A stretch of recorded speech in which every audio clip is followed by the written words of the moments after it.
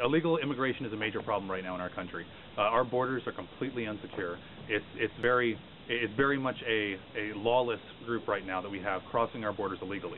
Now, a lot of people right now, one of the things they would like to do is give amnesty to these illegals, even on the Republican side.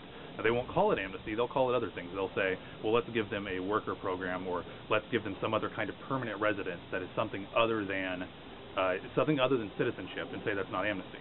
But rewarding someone who comes across our border illegally in violation of our laws, and then giving them anything whatsoever that lets them stay in this country and with a legal status, is amnesty by any other name. It doesn't matter what you call it. I am not a supporter of amnesty. If you've come into this country illegally, you need to go home to your country of origin, apply for citizenship, and come in just like everyone else. When I look at my ancestors that came into this country, my grandfather, on my father's side, they were here, his relatives had been here for hundreds of years. They were in the American Revolution. But on my mother's side, they came over after World War II. When they came over, they were pushed around by the Nazis, and then after the Nazis lost, they got pushed around by the Russians because they spoke German.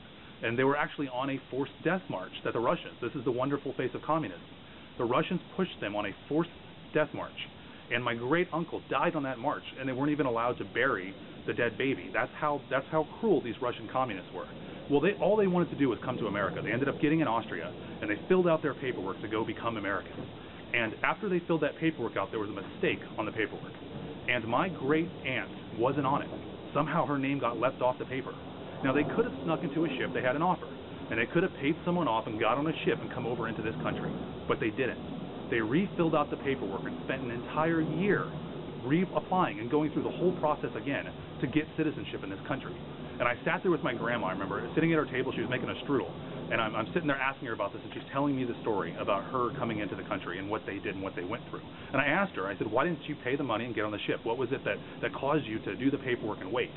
And she replied to me that everything they were doing over there with the Nazis and with the communists was a system where the law was not in charge. Men were in charge. Men dictated what you would do, how you would do it, and if you would live or die often. They wanted to come to a country, the United States of America, this great, wonderful land where you can achieve your dreams, where the law reigns supreme. It's not men that dictate here, it's the rule of law. And when they came here, and they came here legally, and they went through a process. So when I tell illegals to go back to your country of origin and apply, I'm not asking them to do anything that my grandmother didn't do. We need to have a legal system where we have immigrants that come into this country that respect our law and obey our laws. And if you don't come here respecting our laws, go home and apply. Thank you.